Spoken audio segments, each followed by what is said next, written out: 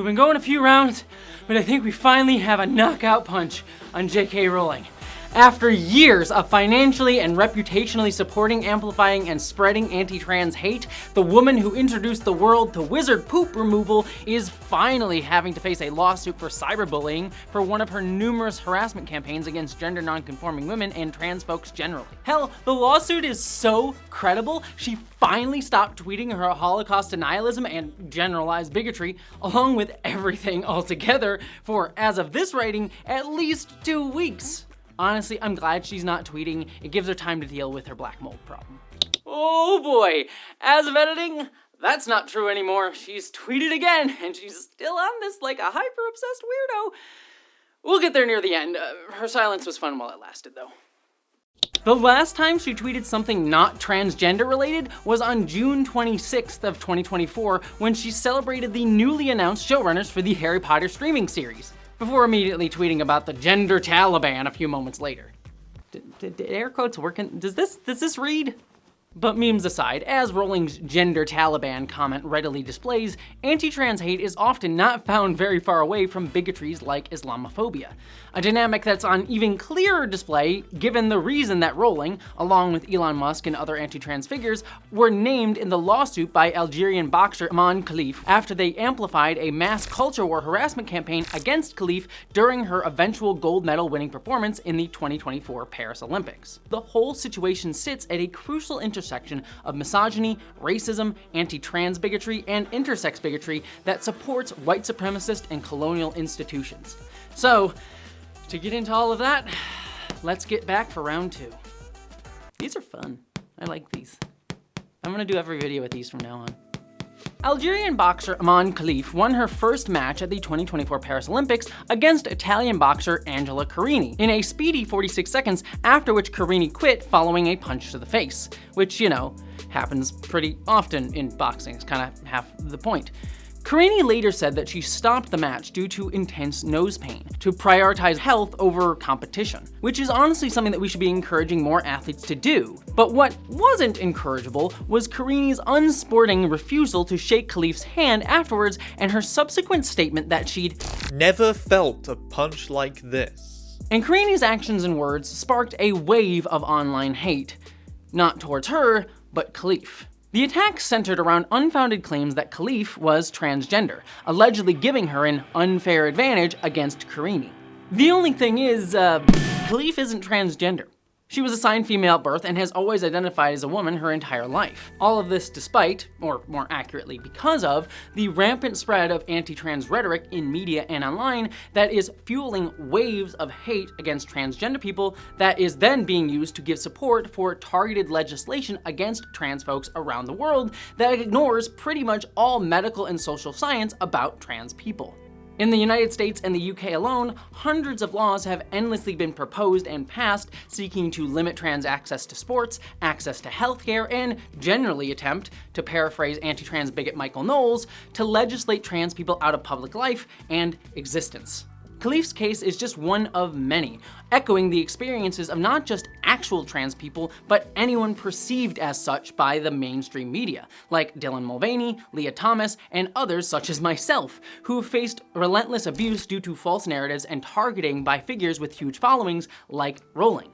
Despite this, though, the disinformation spread like wildfire, even seeping into the reporting of supposed reputable outlets like the Boston Globe, which changed an Associated Press headline to declare Khalif as transgender, later having to issue an apology because of it. It's a classic case of how misinformation can spiral out of control faster than you can say fact check if you don't actually do the work to make sure that your reporting is good. It's probably why Boston Globe should have used today's fabulous sponsor, Ground News. Think of Ground News as your coach back at the side of the ring in this chaotic world of news, helping you dodge the punches of bias traps and misinformation. With Ground News, you can easily see where different outlets stand on the stories you care about, and get the scoop on each outlet's biases. For example, while I was researching this video, I looked up stories on Iman Khalif on Ground News so I could easily spot how various media outlets were spinning the story and decided for myself what was really going on. Take, for example, this story about the lawsuit that Iman Khalif filed against Rowling and Musk. With a few simple clicks, you can see how news outlets from across the political spectrum are covering the story. Stories like this one are exactly why Ground News is a great tool for all of us in today's day and age. Speaking of which, Ground News has a ton of other useful tools as well, such as a rating system that adds context to every news story, allowing you to identify an outlet's media bias and check the source's credibility. And all the information is generated by independent news monitoring organizations like Media Bias Fact Check. And Ground News is available everywhere that you need it, both on your web browser as an extension and on Android and iOS. And Ground News is giving out an exclusive deal, 40% off their Vantage subscription, which gives you full access to all the features that I love for just $5 a month. And this offer is available through my link, so go to ground.news/jessiegender or click the link in the video description to get started and support an independent platform that's making the media more transparent. As longtime viewers of my channel already know, I am not a sports fan.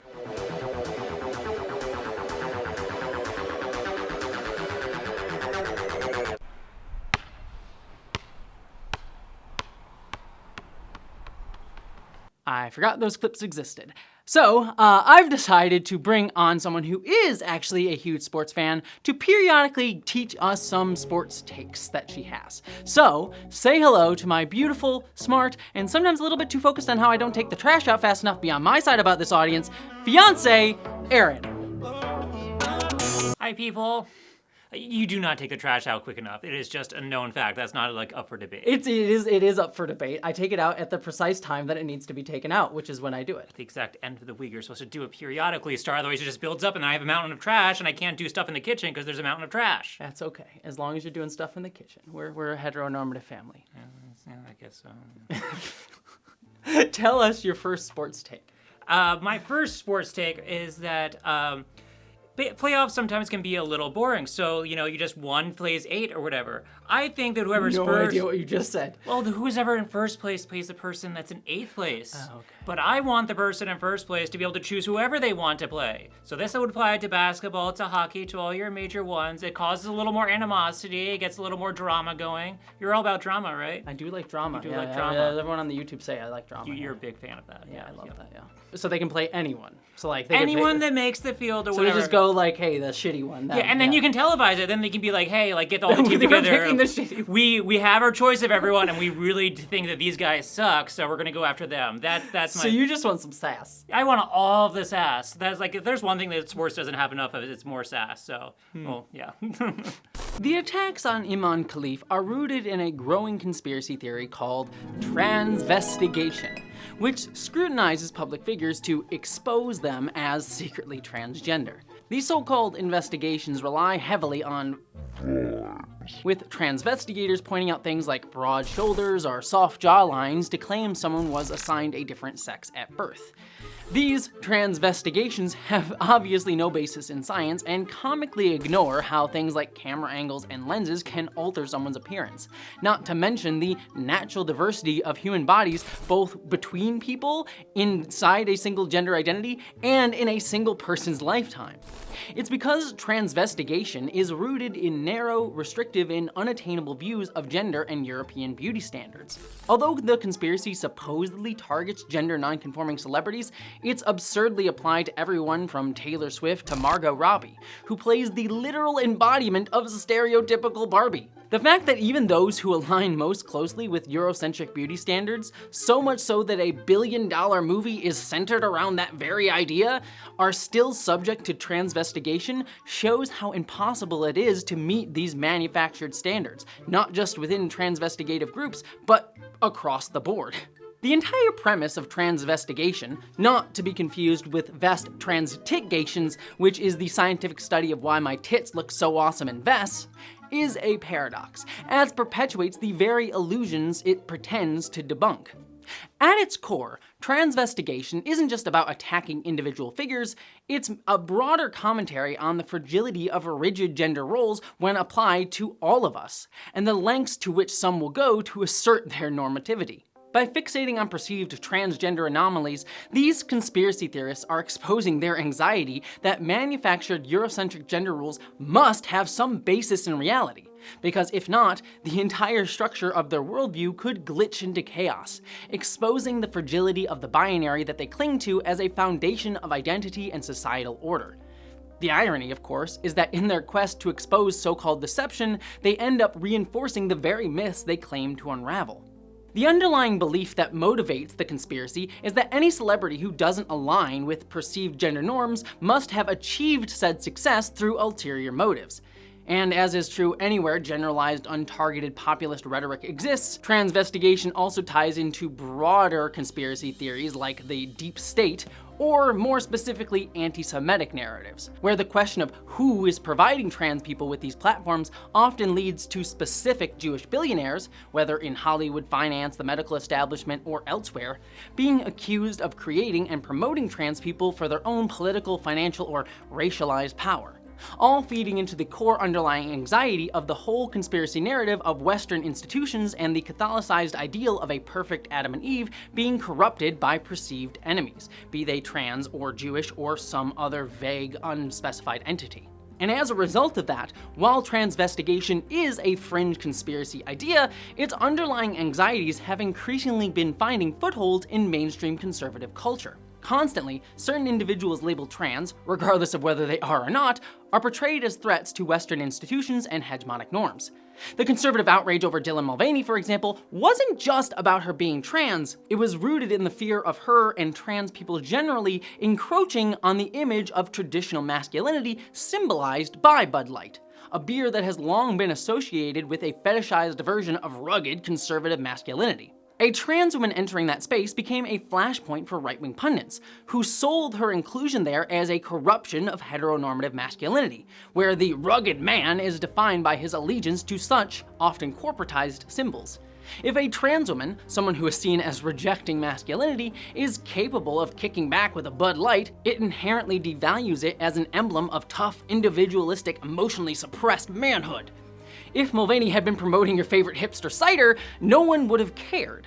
The fury is not solely about inclusion, but more on the perceived erosion of rigid, westernized gender norms within the mainstream. Take the uproar over the Olympic opening ceremony at the Paris 2024 Games as well, where the final image, intended by artistic director Thomas Jolly to represent Dionysus, was misinterpreted as a drag-inspired mockery of the Last Supper by conservative groups. Despite the irony of Catholicism itself appropriating from and destroying pagan societies, reflected in the fact that there are parallels between Dionysus and the Last Supper imagery, transness and queerness continue to be framed as being in direct opposition to Western Catholic culture.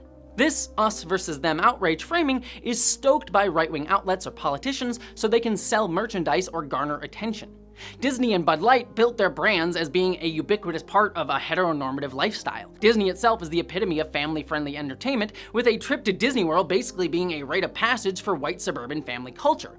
So when these brands sell shallow signifiers to queer and trans folks, whose bodies are perceived as inherently sexualized by conservatives, to make more money despite them never actually contributing to queer enfranchisement, it becomes an easy way to galvanize the narrative of the decay of Western values into debauchery and sexual perversion to a conservative audience. I'm not surprised by what was on display at all. Was it weird and disappointing? Yes, but take a look around. Look at Western culture. It adds up. This was just ugly and confusing and so far from representing what the Olympics has always stood for: elite athletes, unity, and beauty. When these narratives do spontaneously emerge from conspiracy fringes, pundits are very quick to exploit them and shove them into the mainstream for their own purposes. Take J.D. Vance, who jumped off the couch at the chance to link Iman Khalif's win to Kamala Harris's supposed agenda to erode Western society. In Khalif's case, her perceived gender nonconformity is positioned as a direct threat to a very specific conception of womanhood, white European womanhood represented in this case by Carini, that is being corrupted to undermine Western institutions. This trans versus cisgender womanhood is a typical framing that anti-trans bigots, including gender-critical TERFs, will latch onto.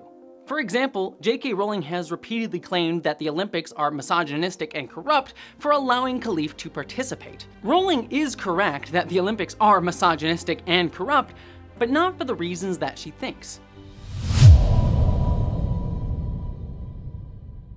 All right, we're back for take number 2. Come in, show off. I don't know. Show off I how don't you know are where I'm to supposed the to world. stand. You just told me to come over here. I don't know where I'm I supposed just to look. wanted you to look sexy for the camera. I don't even know which one's the camera. There's 16 things in my face. There's a lot of movie magic happening here. Yeah, there's a lot of stuff happening. Yeah, It's okay. hot. It's very hot. Yeah, you weren't lying about that. Yeah. I told you. It quickly heated up quickly. Anyways, another take. Okay, sure. Yeah. So in basketball, overtime is for 5 minutes, and then you just keep going. Boring. Been there, done that. There's something that they mess around with called the elim ending. Do you know what the elim ending star is? No idea. I'm assuming it's something to do with a ball. Yeah, that's basketball. You're doing great. Okay, good. You're doing great. You're on it. Elim ending is they give you a set number of points. Sorry, hey, first team to 170 wins. So that way you get like a little bit of drama, like, oh, can they are like what, 2 points away? Are they going to hit a big shot or stuff like that? Again, creating more drama and stuff like that towards the end of the game. I'm just learning you just like drama. There's all about narratives and storylines going into the game. Sure, the games are fun themselves, but the more you kind of get invested into it, poke the bear. I do. I want it. I don't really want to poke the bear. I want to jump on top of the bear, name it, and then run around and have fun and stuff like that. Do you want a sword? See, I can get behind this imagery. Yeah, I'm here for this. Like, I don't know what your take just was. Can we adopt a bear? Can we adopt a bear? We already have a big bear. His name is Kingsley. Yeah, he's our cat. He's a big cat. He's a big cat. Yeah. Oh, good hands. All this is done to reinforce the cultural narrative that white womanhood is inherently weaker than men, which fuels the patriarchal systems that racialize and gender bodies, particularly within sports institutions. Numerous sports institutions were designed not to accommodate women, but to prioritize male bodies, which leads to a reinforcement of a pervading hypermasculine cultural narrative of men on top, women on bottom. Maybe I could use a better phrasing there. Anyways, a great example of this cultural narrative within sports can be seen in the recent Disney biopic, Young Woman in the Sea, which tells the story of one Trudy Ederle, who was the first woman to swim across the English Channel. The movie is a mostly forgettable paint by numbers, but admittedly a mildly enjoyable crowd pleaser. However, it focuses heavily on the sexism that Trudy faced as portrayed through individual sexist men that she had to prove herself against. You know what'll happen when you fail? When you get hurt? They'll use that failure to shut us down, to kick every girl out of my pool. And what if I make it? What then? Then they got a serious problem. One sequence reframes Trudy's real-life record-breaking swim from Battery Park to Sandy Hook as something that she simply did in an effort to convince the sexist head of the American Olympic Union to fund her channel swim, not something that she accomplished on her own terms. We'll make a deal. If I make it, the AOU pays my way to the channel. Passage, trainer, guide boat, everything. In how many hours? 5. I'll do it in 4. 3. The film even changes the reason for Trudy's first failed attempt to swim the English Channel, blaming it on her coach, Jabez Wolfe, played by a cartoonishly sexist Christopher Eccleston, poisoning her tea out of jealousy that a woman was accomplishing what he, a man, could not. If she makes it, you'll go down in history. The man who couldn't swim it and couldn't coach it. In reality, though, Trudy's failure was mainly due to Wolfe's incompetence at accounting for the tides because he simply didn't give a crap about enabling the woman that he was paid to support, reflecting less his individual sexism and more the prevailing sexist attitudes towards women athletes at the time. I mean, I love watching the Ninth Doctor as much as the next gal, but this character is First Doctor as written by Stephen Moffat level sexist. I expect all of you to memorize the US Olympic decorum pamphlet, specifically chapter 2, what to do if you're approached by a Frenchman. The film also glosses over Trudy's real-life hearing issues that were exacerbated by her choice to swim, which left her deaf and her later advocacy for deaf kids to join in sports, and downplays the role of other women who attempted to swim the English Channel the very same year that Trudy did it, all which built the collective pressure against institutional sexism, instead reframing it as just Trudy's accomplishment alone. Further, the casting of Rey Skywalker herself overlooks Trudy's actual real-life muscular physique, reinforcing stereotypes of female athletes conforming to Eurocentric standards of femininity. The film does briefly touch on racism in a scene where Trudy bonds with a black swimmer over the prejudice that he faces, but fails to address institutional racism or how that intersects with issues for women and black women specifically. The movie encapsulates how the story of women's athleticism is often manufactured and framed throughout our culture, as a narrative of naturally skilled individual white hyper-feminine women proving themselves against manhood and sexism by working twice as hard to succeed at things that men already did. It overshadows broader real-life institutional and intersectional struggles by neglecting the importance of collective action against systemic sexism, racism, or anything else, as well as women's ability to achieve things on their own terms without it being about fighting sexism. In her excellent book, Good for a girl, retired professional athlete Lauren Fleshman, who also has a bachelor's in human biology and a master's in social sciences because yes, women athletes can also be super smart, deconstructs how this cultural narrative around women athletes continually regulates women to second place, such as how women's health is often ignored in sports due to men being seen as the default from the very inception of standardized sports institutions. Collegiate sports were built by men for men and boys in the early 1900s as an area for promoting traditional ideas of masculinity. Competitive sports used battle terminology and focused on aggression to keep studious men from going soft. So many athletes died that an organization was created to protect the health and well-being of collegiate athletes. The organization is the NCAA, now a behemoth with over $1 billion in annual revenue. Protecting student athletes is technically still its purpose, though it was failing to do this for women. The NCAA does not have any female-specific policies or best practices for the issues that disproportionately befall them within the collegiate sporting environment, at least none that I could find. As her early career continued, Lauren found that she had to look up to men to have role models due to how most women athletes were unsupported and thus less successful. When someone on the women's team needed to make a workout adjustment, the female assistant put in charge of the women's team often had to check with Vin, the head coach of both the men's and women's team, first causing awkward delays. It was clear who had the power and who was still in training, and it was clear which team was top priority. Only a couple of women stars seemed to snap some of Vin's valuable time, and that created tension. Some women told me that they felt invisible when they were injured, or that they weren't getting the attention they needed to get to the next level. Since I'd never faced setbacks, there seemed to me to be an easy solution: just train harder and run faster. Whatever they were doing worked at the Olympic trials. The women were mediocre. I finished last in my semifinal, feeling heavy-legged, as I had for weeks. The men flew. I decided that if I wanted to become truly great, I'd need to pace myself for a long season and choose my role models among the men's team. Because women athletes around Lauren were not being supported and thus failing more, but said institutional support making itself invisible, Lauren believed that to measure up to the men around her, all she had to do was work and train harder than the men because she was a woman, and therefore could never live up to them even if she trained simply as hard as they did. But she soon realized that by doing so, this placed a significant burden upon her, causing her health to falter due to how tired she always was and having to put in the extra work. And this failure of her body was something that she blamed herself for. She believed that it was because she was a woman that her body was failing, not the fact that she had been putting additional strain on her body by overworking herself more than anyone, male or female, should. Yet all this is caused by them holding themselves to a bar of success centralized in male bodies as the default, which they never could do due to the lack of the support that they were given institutionally. If sports institutions and physical spaces had been built with women in mind, Laura could have excelled just as much, if not more so, than the men around her.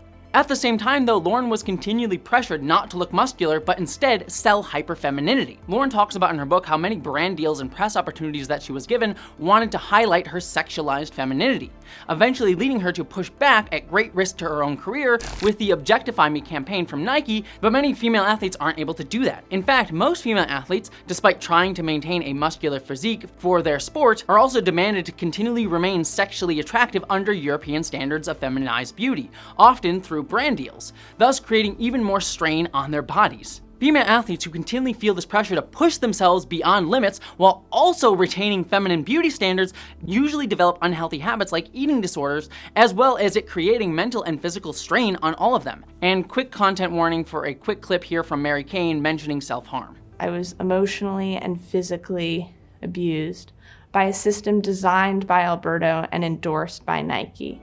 Alberto was constantly trying to get me to lose weight and publicly shame me if I wasn't hitting weight. I ran terrible during this time, but reached a point where I was on the starting line and I'd lost the race before I started, because in my head, all I was thinking of was not the time I was trying to hit, but the number on the scale I saw earlier that day. I felt so scared, I felt so alone, and I felt so trapped. And I started to have suicidal thoughts. I started to cut myself. Some people saw me cutting myself, and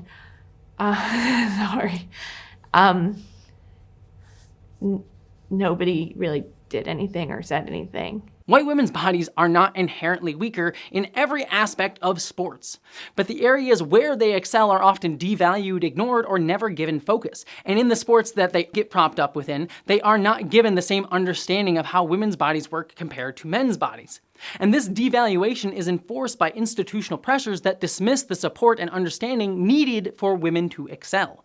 The entire sports structure grudgingly includes women rather than nurturing them. Historically, female athletes have fought for inclusion, from early battles for women's events in the Olympics, to Title IX efforts, to ensuring educational sports opportunities for women and girls. However, these victories often meant that women had to work harder, not just for equal pay, but also for the same level of attention as support as their male counterparts, which they rarely got. This systemic strain perpetuates the narrative that women are less capable, not because of individual sexism, but because the institutions themselves uphold biological essentialism, reinforcing the notion of inherent physical differences between men and women. Title IX opened a door 50 years ago that can never be closed again. But equality doesn't end at the equal right to play. True equality in sports, like any other industry, requires rebuilding the systems so there is an equal chance to thrive. We need policies that specifically protect the health of the female body in sports. We need to create a formal certification to work with female athletes that mandates education on female physiology, puberty, breast development, menstrual health, and the female performance wave. For young female athletes across the board, it's hard to set accurate goals and make good decisions. These women don't understand why things feel like they are falling apart. It is not fair to place that burden on the athlete while you are misleading them. What makes me cringe now is my inclination to place blame on the women without any acknowledgement of the forces at play for us. Eating disorders, self-harm, and self-sabotage predictably show up on teams all over the world. But instead of asking why, we shake our heads in frustration and continue to blame the women. These behaviors look like personal choices, but they are choices made within a particular sporting environment that women had to fight to get access to, but did not get a chance to create. All of this goes to how white women are institutionally disenfranchised, burnt out, and forced to continually conform to unhealthy standards for their bodies in order to perpetuate a false, unattainable version of white womanhood, which is then used to juxtapose against non-white bodies in order to justify the policing, control, and active discrimination against all marginalized athletes, and particularly women of color. While most of the online discourse has centered on the easily disproven lie that Khalif is transgender, the overt trans element is actually not the mainstream conservative narrative around Khalif. While they certainly are building their support of their narrative off of anti-trans bigotries, it's important to realize that folks like Elon Musk, J.K. Rowling, and right-wing outlets are not actually overtly calling Khalif transgender. It is, instead, based on obfuscated, but nevertheless racialized biological essentialism rooted in anti-intersex biases. And I gotta warn y'all here, I'm about to show a clip of Matt Walsh. The guy is the worst, but he's consistently the best at concisely articulating the inarticulate position of bigots, which is maybe the worst compliment that I've ever given someone. Those of us on the side of common sense have always said that segregating sports based on sex has nothing to do with transgenderism. We are not trying to keep males out of women's sports because we're engaged in some kind of, discriminatory plot against trans people. We don't care if the male competing against women is trans or not. His self-identification is totally irrelevant. That is our point.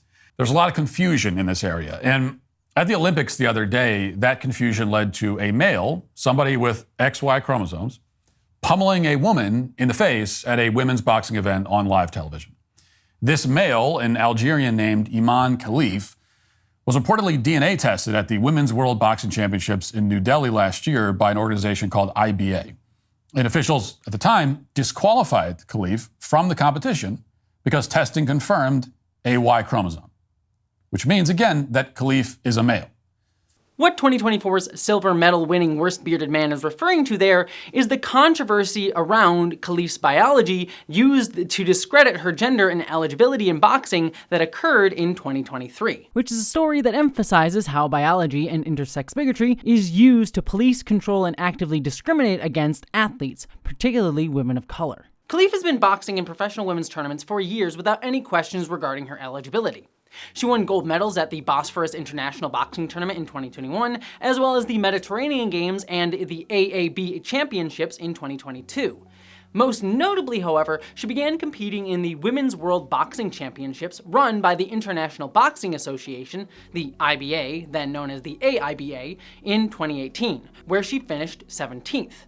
In 2019, she finished 33rd after being eliminated in the first round, and in 2022, she became the first Algerian female boxer to reach the finals, though she didn't win the gold. And in each of these cases, Khalif passed eligibility standards that were set by the IBA. Even further, the 2020 Summer Olympics used the IBA's eligibility standards, thus allowing Khalif to compete as the first female Algerian boxer at the Olympics, where she was defeated in the quarterfinals. However, this is where things start to get murky.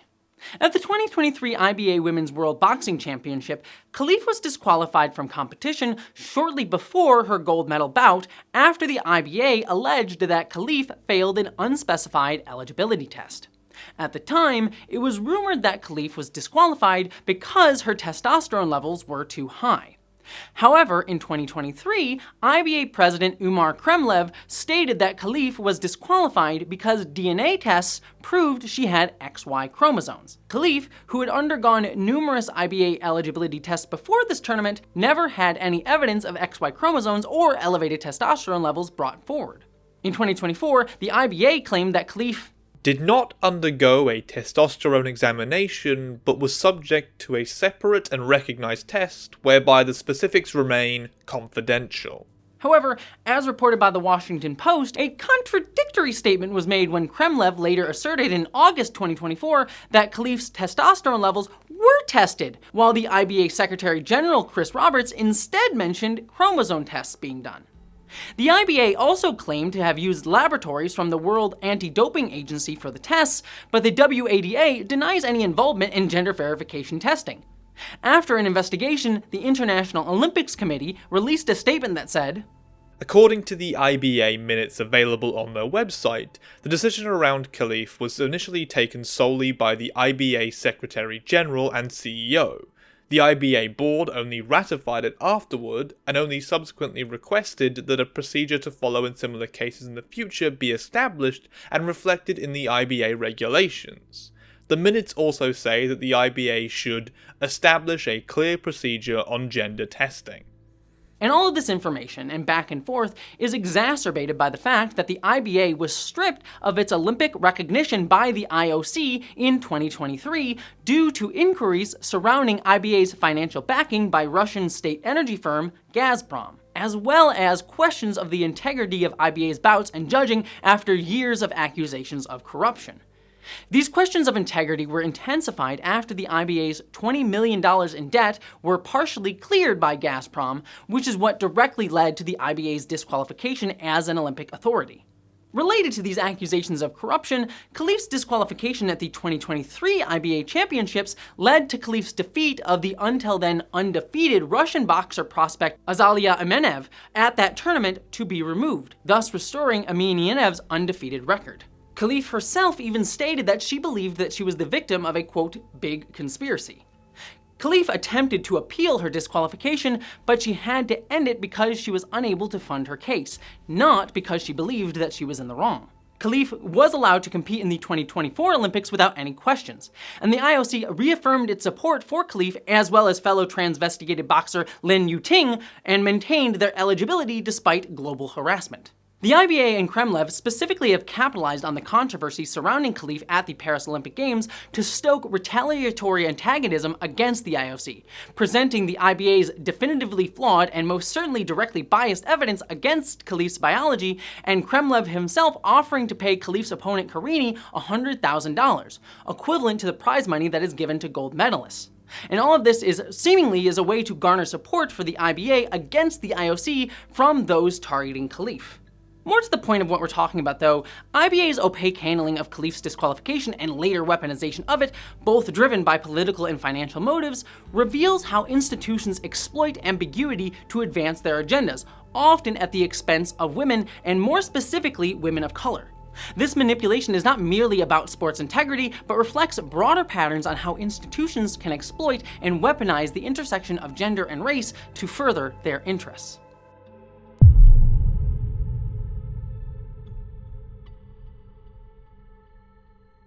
The scrutiny faced by Khalif is not unique, but actually reflects broader issues encountered by women of color within sports, especially organized sports. For instance, Caster Semenya, despite identifying as female at birth and living as a woman her entire life, has endured years of legal battles due to her naturally high testosterone levels. Similarly, athletes like Brittany Griner, Indian sprinter Dutee Chand, and Serena Williams have all faced allegations of having extra testosterone, being men, being transgender, or having physical advantages on par with being men, to argue that they shouldn't be allowed to participate in women's sports. The historical context of, and say it with me because it's a video by me and people like me, so of course it's gonna come up at some point, colonialism plays a significant role here, as historically black bodies have often been depicted as bestial and monstrous, necessitating the protection of fragile white women against them, a narrative that was used to justify slavery and European imperial control for centuries. And this imagery continues to influence contemporary attitudes. And this dynamic extends to sports, where the physicality and appearance of non-white athletes, including Arabic women, are heavily racialized and scrutinized. And this scrutiny goes beyond mere biological markers like chromosomes and hormones. As the wonderful and amazing Princess Weeks highlighted in her own excellent video, Serena Williams and other black women and BIPOC generally in sports face intense scrutiny over their biology, perceived aggression, sportsmanship, and even their clothing. And this same kind of scrutiny is applied to Khalif here, which is very evident in J.K. Rowling's depiction of a photo where Khalif is framed as displaying a self-entitled smirk when she is just seemingly trying to comfort her distraught opponent. Oh, actually, sorry, one second. Can't actually seem to find the tweet anywhere on Twitter, or sorry, X anymore. What? Oh, honey, you saying she's deleting her tweets now? Most likely in response to the lawsuit? Doesn't that make her look guilty? Well, that's okay, because just like my Star Trek Enterprise /fiction that I wrote when I was 13, nothing dies on the internet, JK. Here's the tweet from a bunch of news articles that wrote about it. Oh, and my fiance is not actually off camera. She's out doing actual adult things while I yell at a camera alone in my room and pretend to play with my phone. I'm just a very lucky woman. Rowling's criticism of Khalif's sportsmanship, despite Karini's own unsportsmanlike behavior and subsequent apology for it, is quite frankly due to Khalif's failure to conform to Eurocentric ideals of womanhood rooted in white supremacy, which constantly forces women like her to be viewed as antagonistic and violent. In truth, though, Khalif has been known to embrace many of her opponents after fights. All of this was exacerbated by Karini weaponizing white woman tears right after the fight, with the media using her unsportsmanlike distraught behavior to gain sympathy for her in order to vilify Khalif, despite it literally being Khalif's job to punch Karini in the face. And this intersects with various forms of bigotry, including Islamophobia and broader anti-Arab sentiments as seen in the scrutiny of Khalif's gender and appearance, reflecting a pattern where Muslim and Arab athletes are judged not just on performance, but on their distinction from non-white bodies and even further, their adherence to cultural and religious practices. At the 2016 Rio Olympics, the first American woman to compete in hijab faced overt Islamophobia, with media coverage focusing on her hijab more than her bronze medal, underscoring the challenge that she and many Muslim women face getting people to recognize their athletic achievements. The 2024 Paris Olympics saw France ban religious clothing on its athletes, specifically targeting hijabs, reflecting long-standing French laws, a move that was condemned by groups like Amnesty International. But France isn't alone in this because it highlights the limited understanding of sexism rooted in Eurocentric ideals of feminism. The French ban, framed as a measure of secularism and women's rights, overlooks the autonomy of Muslim women who wear the hijab as an expression of faith, while ignoring the complex experiences of Muslim and Arab women in Arabic countries where the hijab can also symbolize state control rather than personal choice.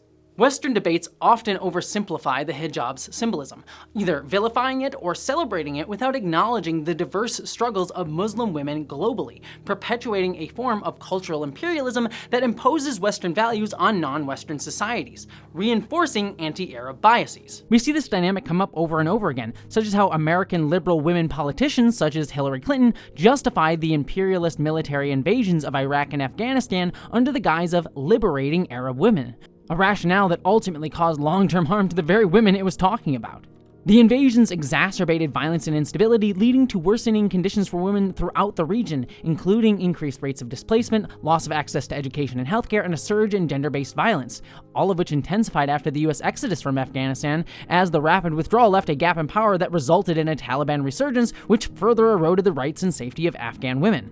The discussion is constantly framed from a Western perspective, disregarding the diverse experiences and autonomy of Muslim women. All of this also intermingles with intersex bigotry, which generally comes from a deep-seated discomfort with bodies that don't neatly fit into categories of male and female, stemming from colonized narratives. This bigotry often manifests in the medicalization and pathologization of intersex individuals who are frequently subjected to non-consensual surgeries and hormone treatments aimed at correcting their bodies to align with societal norms. Intersex is just a word we've come up with to describe people who suffer from certain conditions and deformities. Intersex is not a third sex. It's not an exception to the rule of the sex binary. There are no exceptions. And this insistence on categorizing bodies within a strict binary framework denies the natural diversity of human biology and reinforces the notion that anything outside of these norms is in need of correction or ostracization. In the context of sports, intersex bigotry is particularly pernicious as it not only marginalizes intersex athletes, but also perpetuates a broader culture of surveillance and control over all athletes' bodies. Intersex bigotry is deeply entrenched in the intersection of race and gender, particularly in how non-white bodies are often viewed through a lens that pathologizes natural biological diversity. As non-white bodies have been deemed biologically different and also inferior by colonial powers, non-white athletes are often subjected to the suspicion that they are biologically intersex or not truly female, regardless of their gender identity. This form of racialized intersex bigotry assumes that non-white bodies are more likely to deviate from the binary norms of sex and gender, casting them as anomalies that need to be regulated. Moreover, the categorization of certain bodies as biologically intersex based on racialized assumptions perpetuates a colonial logic that seeks to control and define non-white populations. This is evident in the disproportionate focus on hormone levels and physical characteristics in athletes from the global south, often leading to their exclusion from competition under the guise of maintaining fairness in sports. And as Cleef's situation also displays, transphobia is also deeply intertwined with racialized narratives. White trans femmes like myself are often masculinized and dehumanized, seen as threats to a Eurocentric ideal of womanhood as well. The argument that we have biological advantages is often wielded against us, not to mention how white trans men as well as non-binary athletes are completely ignored. And when they do hit mainstream discourse, they are often mistakenly referenced as trans women athletes, as people don't look further than the headline. And this exclusionary mindset is not confined to traditional sports or the Olympics. The International Chess Federation, for example, banned trans women from women's competitions because apparently women's brains just aren't cut out to face good old men in the chess. By the way, I would highly recommend my video on why trans women are not biological men for more on this topic specifically. Even further though, black trans women and other trans women of color are masculinized and set against white womanhood constantly, many times to the benefit of right-wing organizations for their own ends. For example, Chelsea Mitchell, who graduated high school in 2020, is still being platformed by groups like Alliance Defending Freedom and PragerU to this day in order to complain about losing a sports scholarship to 2 black trans women athletes, despite Mitchell having still received higher education due to her privileged background. She has literally built her entire post-high school career and now looking to be post-college career on profiting from a narrative that places her as the deserving victim by vilifying black trans women that beat her in a high school match literally half a decade ago. I've heard of people holding a torch for their high school days, but girl, come on! But again, she has a financial incentive to do so, propped up by groups with their own political agendas. Speaking of this economic class distinction though between white folks and people of color, we see this playing out on a wider geopolitical stage, especially in formerly colonized countries. Khalif and her mother had to sell scrap metal so Khalif could afford the bus fare to go to boxing training when she was a kid. And to this day, Khalif has constantly had to work to get access to half as much the institutional and financial support as her European counterparts. The intersection of race, intersex issues, and anti-transness often positions these identities in opposition to white womanhood, framing them as threats to this ideal. This dynamic explains why white trans women are often portrayed as aggressive threats to womanhood, while white trans men are infantilized as girls who need to be brought back to womanhood, often focusing on their biological fertility and need to continue breeding more white people, and why black, brown, indigenous, Arabic, and other trans people of color face increasing discrimination and violence. As a result, racialized and gender non-conforming athletes, particularly women athletes, whose bodies are masculinized for not fitting within these white-centric standards, are labeled as having unfair biological advantages against white women, discrediting their achievements. And when they speak out, they are racistly labeled as aggressive or unsportsmanlike. The Olympics Committee itself is emblematic of the institutional conventions that reinforce these norms. For instance, at the Tokyo 2020 Olympics, the IOC faced backlash for banning swimming caps designed for natural black hair, arguing that they did not fit the natural form of the head, which, if that did not ring any sort of eugenicist bells for anyone who was saying it, is a huge problem. Despite, in 2021, the IOC releasing a document titled Framework for Promoting Fairness and Inclusion for Athletes of All Gender Identities and Sex Variations, World Athletics, the governing body for track and field, imposed new guidelines in 2023 banning trans women explicitly who transitioned as adults from competing. Even beyond that, the past 2 Summer Olympic Games have had several convictions of corruption, and the 2024 Paris Games seem to be shaping up to be no different. The scrutiny of Khalif also reinforces the binary of white womanhood as weaker than men, which is a trope that fuels a patriarchal society that racializes and genders bodies. Khalif's situation, framed as a conflict with an opponent who aligns more closely with Eurocentric beauty standards, became a flashpoint for another culture war narrative because it so easily fits within this framework. This narrative upholds powerful institutions that continually gets used to reinforce and attack marginalized people.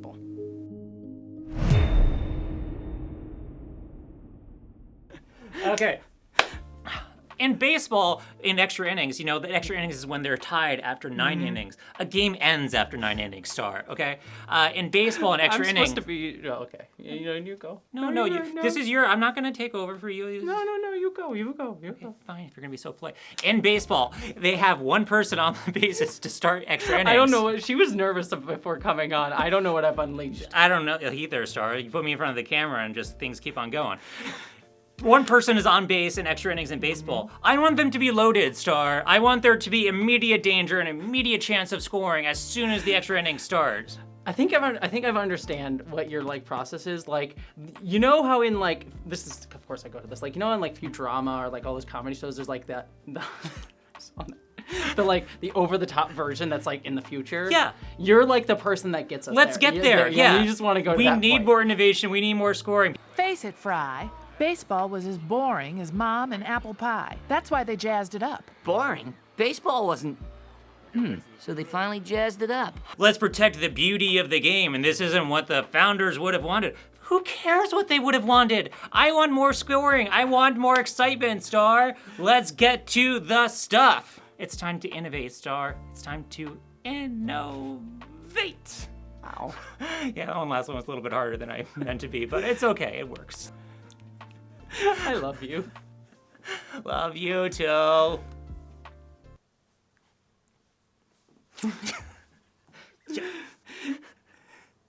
Get out. Okay, just get. Hi, I'm Miranda Katita. You might remember me from such YouTube videos as Adapting Dune Without Arabs or that time I fought a Godzilla-sized turkey. Oh, it's a giant turkey! What is this? No! I'm so sorry for eating meat!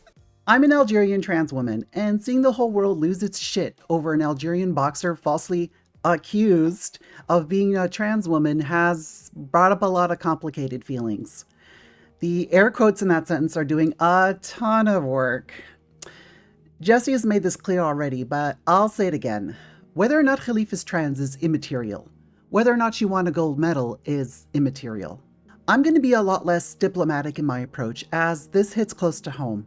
To be brutally blunt, Khalif was targeted for harassment and abuse because she's brown, and she dared to beat up a white lady. And while the scale is orders of magnitude greater than anything I've ever dealt with, I know what it's like to be bullied, harassed, and abused for being an Algerian in a white man's world. I have zero doubt in my mind that if some huge American or Russian or whatever had been crushing it in the Olympics, there would be no story. This is just an updated playbook of all the same rhetoric that has been used to exclude people of color from sports for decades. They literally just crossed out the word black and wrote in trans because in this day and age, it's no longer acceptable to be outwardly racist towards black people, but it's perfectly fine to be transphobic. Black and brown women disrupted this perfect image of beautiful European women competing against each other for men's amusement decades ago. And in the same way, trans women are disrupting this dynamic now. I admit, I give zero shits about sports in general and negative shits about the Olympics specifically. However, I do acknowledge it is extremely important to a lot of people out there, and in particular for women, regardless of what hormones or chromosomes they happen to have. I found myself re-examining my own attitudes towards women's sports. There's a prevailing attitude that women's sports are a less than. And in a way, they objectively are. Women's sports teams get way less coverage, they don't sell nearly as many tickets or merchandise, and their athletes get paid less. Women's sports are also frequently the target of ridicule. Stadium, where our women basketball teams play. We know can dunk, but good fundamentals. That more fun to watch. At best, the attitude towards women's sports has a condescending, paternalistic flavor to it, akin to children's sports, except far more insidious. I'm not too proud to admit that back when I thought I was a dude, I fell for these misogynistic lies. That's a me problem and is something I need to work on. Something I think we're all deconstructing. And while I'm never going to be a sports person, that's just not my jam. But at least I can not care about all sports equally. And to end on a positive note, I dabble a little bit in fighting games, and my favorite new Street Fighter character is Marisa. She's a giant muscle-bound woman who's fucking awesome. One of the reasons I hit the gym as hard as I do is that Marisa is my final form. So let's take a moment to appreciate this goddess of a woman and accept her regardless of what beauty standards she adheres to or what her chromosomes are.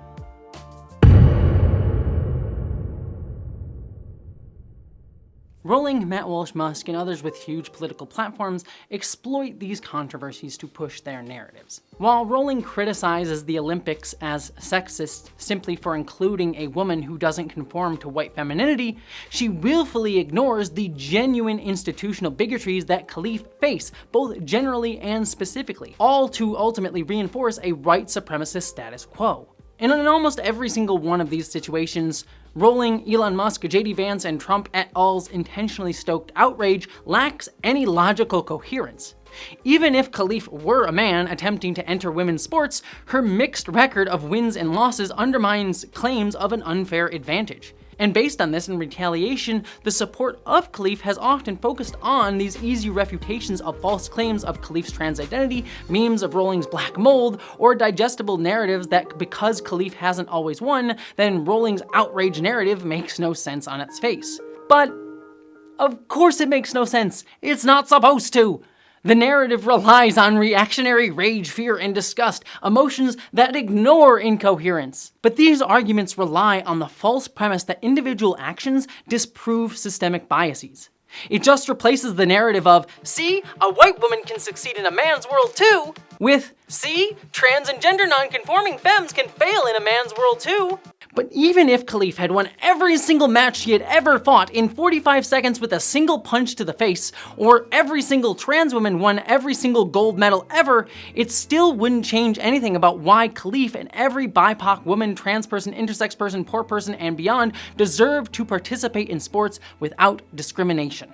But also how our institutions are directly set up to prevent them from doing so, and also get to set the terms by which we debate if that should be the case. Hell, even the IOC's defense of Khalif was based on the premise that she fit the Olympic Committee's predetermined criteria of womanhood rather than on her inherent right to compete. The definition of who is a woman and to ensure the fairness of the competition. For this we have our framework in place. This needs a scientific base, and this is the only base on which you can find or come to a proper decision. After freaking kicking ass cause she's fucking awesome by winning the gold medal at the Paris Olympics, Khalif released a video showcasing herself in a traditionally feminine floral dress and makeup. And while her choice to do so was a powerful statement of confidence and self-expression, I don't want to say it's not, it also underscores the troubling need for Khalif to assert her femininity through this imagery. The girl fucking brings the looks no matter her style, and is still a woman no matter what. Even as we celebrate victories like Aman Khalif's gold medal, the conversation frequently shifts focus from her achievements to the harassment she still endures. And while we shouldn't ignore it, the narrative driven by Rowling aims to redirect our attention exclusively to her agenda, of which the harassment is part. But in truth, Khalif's successes are reflected not only in her winning gold medals, but her work as a UNICEF ambassador, where she advocates for fair access to sports for young girls in Algeria. During the early 2000s in Algeria, and still to this day, women athletes are frowned upon. Not to mention being queer or trans is criminalized. So Khalif's advocacy working to promote young women far surpasses anything that Rowling has ever contributed to the discourse on women's rights. If Rowling truly were a feminist, she wouldn't be offering financial support to the likes of Kelly J. Keane Minchell, known for her neo-Nazi sympathies and violent anti-trans rhetoric, simply because Minchell reinforces Rowling's anti-trans focused white womanhood, and instead she would be giving her money to Khalif, who couldn't even afford to challenge the IBA's institutional discrimination. Oh, and as I said earlier, Rowling did start tweeting again, and still about Khalif. Girl learned absolutely nothing. She came back just to make fun of Khalif's femininity like the true misogynist that she is, and also to demand Khalif publicly release genetic tests, perpetuating the racialized attacks on Khalif's biology. And we all know that even if Khalif released said tests, Rowling would just move the goalpost to "it's doctored and fake," leaning into conspiracy bullshit, or she would just create some racist justification for why Khalif still doesn't count as a woman. Not to mention, no test proves Khalif's womanhood because it's valid regardless. Rowling is not only being a huge idiot for continuing to provoke harassment against someone who's literally suing her for cyberbullying, and is not only being a hyper-obsessed weirdo about Khalif, but is still, well after the Olympics are over, perpetuating sexist and racist disenfranchisement. Oh, and I should say she's also being a coward, because she's only tweeting quotes from others, so she can do the whole, "oh well, I didn't say it." This isn't even to mention how authoritarian she sounds with her demanding DNA tests. She's literally that guy from that Doctor Who episode. But anti-trans bigotry has always been a pipeline to fascism, as I've talked about in my other videos. It's honestly kinda shocking how much of a horrid shit person she can be in a single fucking tweet. It's like she was holding it all in for 2 weeks. I hope Khalif makes all the fucking money and Rowling lives up to her promise to go to jail for saying shit around trans people generally. JK, if you're watching, listen to the advice I know your legal team is giving you and shut the fuck up. The concept of inherent gender differences is so normalized, especially within sports, that even supposed progressive groups are willing to cede the point of trans inclusion in sports as just common sense or bad optics, because they aren't willing to question their biases around how institutionally enforced cultural perceptions of gender have ingrained white supremacist views of biology in all of us. I can't stand it, and it doesn't help trans people at all to have these extreme positions. Oh yeah, don't test anyone, just take their word for it.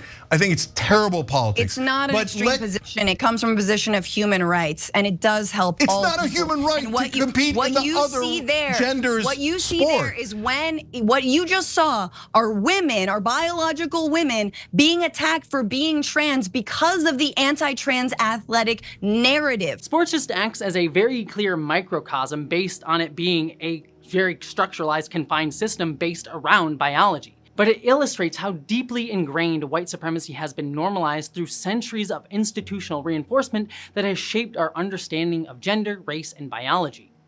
Regardless of how we engage with it though, the culture war around gender, especially in sports, is designed to galvanize anger and spread disinformation in order to maintain a binary division between privileged and marginalized bodies.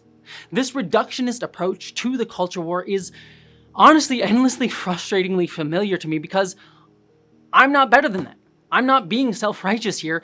This very video is that. I use figures like Rowling and Musk in thumbnails a lot of the time and lean into the memeability around these issues, even in videos like this, because such content performs better and I need to eat. And I try my best to hopefully add meaningfully to the conversations or redirect the discussion to more institutionalized framings, but it's disheartening that my most successful videos are always reactionary framed.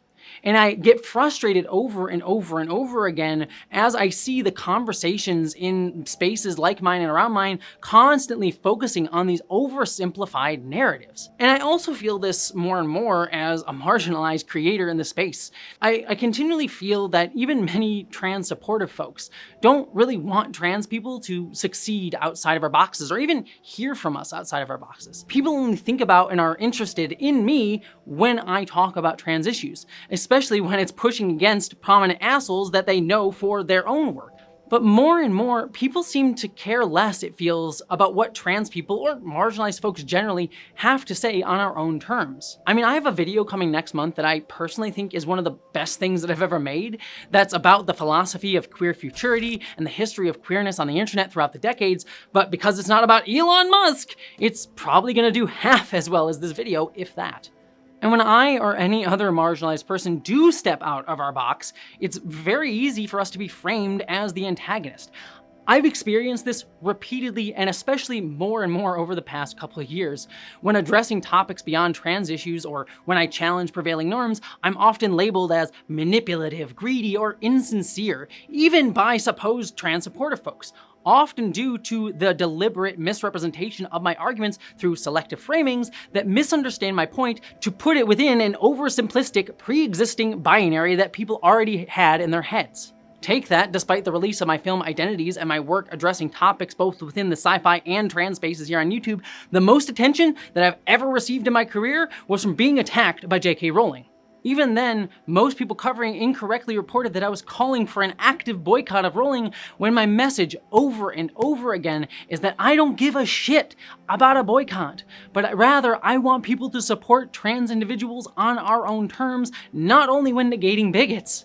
But people better understand the framing of trans person calls for a boycott of Harry Potter art against J.K. Rowling over trans person has a nuanced take about how we should support trans and marginalized artists' voices not only when it's in direct defiance of bigots, so as to uplift creators of all backgrounds to push for a less hegemonic yet still unified culture. But that's too complicated. And believe me, that's not the only time that my words have been either deliberately or accidentally reframed, just the most overt and obvious. And I struggle with that very, very deeply. And I also struggle with the fact that I might never be primarily known for my sci-fi passion or creative filmmaking, but instead of how I'm constantly framed in these reactionary frameworks, regardless of if people agree with me or not, and how I'm constantly feeling like I need to talk about trans issues and yet always attacked for it. And apologies for that self-indulgent sidetrack there. I understand a lot of you have already heard it before if you've watched my other videos on Rowling, but I want to make clear what I'm talking about here with Khalif is not something isolated to sports. It's pervasive through how we talk about marginalized people just generally over and over and over again. Marginalized individuals like Khalif, whether they're disabled, women, gender nonconforming, trans, black, intersex, Arab, Jewish, or pick numerous other ones, or the intersection of all of them, rarely get to succeed, exist, or discuss our struggles on our own terms. Instead, stories that talk about us emphasize either our vilification or our fight against adversity, especially the adversity that doesn't implicate the larger hegemonic culture, but individuals like Musk, Rowling, or Trump were constantly put in the David versus Goliath story, as if we're fighting back. But true success and recognition should come from a genuine acknowledgement of our contributions and identities, of which there are many, many of which influenced hegemonic culture itself, not conforming to or resisting imposed narratives that only feed ideas around reforming or holding on to a status quo.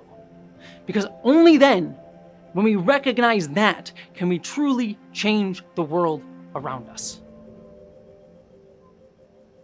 All that being said, to end on a note of trans joy, as well as to fuck with the transphobes, I am going to make out with my fiance for an awkwardly long time as the names of my patrons who enabled me to support myself, feed this smart gal who's right off camera, and our 3 lovely feline children, and chase my dreams go by. So if you want to make our next makeout session even longer, consider supporting me over on Patreon.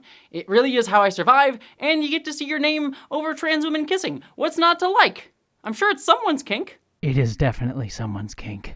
I said fiance, and wait, Are you just want me to make out with you so you can exploit us for additional monies and stuff? No, it's because I love you, dear. This doesn't work for me. Okay.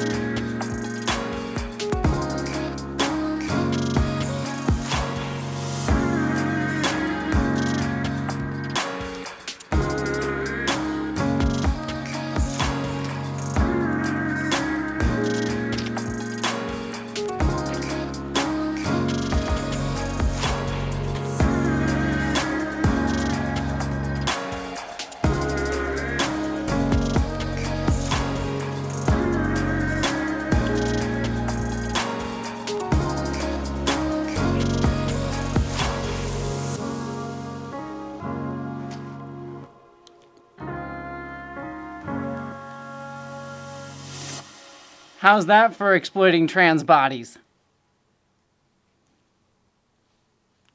Do I look there? I don't know. I'm gonna just keep making out with you. A little longer than a few moments later. All right, these things were a hell of a lot harder to film with than I thought they were going to be. I mean, my hands are nothing but sweat right now. Anyways, I need to do a short rant on a different topic, but before that, don't forget to like, comment, and subscribe. Also, please consider supporting me on Patreon if you want me to eat and get your name in videos, bonus stuff, and also to make my makeout session with my fiance in the next video even longer. I couldn't include all of her spicy takes in this video, so if you want almost 10 minutes of her sports takes and us bantering about it, it's over there on Patreon as a bonus video for you. I also, as I mentioned, have a big video coming next month, so please be on the lookout for that. And it's gonna be up early for patrons later this week. Also, my movie is called IDENTITEAZE, and it stars Abigail Thorne, John Delancey, Maggie Mae Fish, and others, and it's over on the streaming service Nebula, so consider signing up over there to get that and so much more. Oh, and also thank you quickly to this video's sponsor, Ground News. All that having now been said, I just need to get this out somewhere because I'm never going to watch Harry Potter stuff again, and I'm not making a video on it, but why are we remaking the Harry Potter movies as a TV series? It's like the most short-sighted, unimaginative, executive brain thing I've ever heard of. It's like trying to recapture a nostalgic echo of an echo of an echo of former glory because this franchise has literally nothing else going for it right now. I mean, come on, there are a billion better Harry Potter ideas. Hell, you could do a Marauders prequel series. That show would have been made for 2000s Tumblr. You could do a Law & Order style horror show. I mean, I guarantee you magical propaganda would sell fucking millions. Hell, you could try and recapture the WB glory days of Charmed and Buffy the Vampire Slayer with a Hogwarts The Next Generation show. I mean, for fuck's sake, Cursed Child is horrible, but it's sitting right fucking there and is 10 times more interesting than any of this nonsense. That one at least has Voldemort fucking. What a creatively bankrupt franchise that just perfectly mirrors its morally bankrupt creator. Oh, that was on my toe.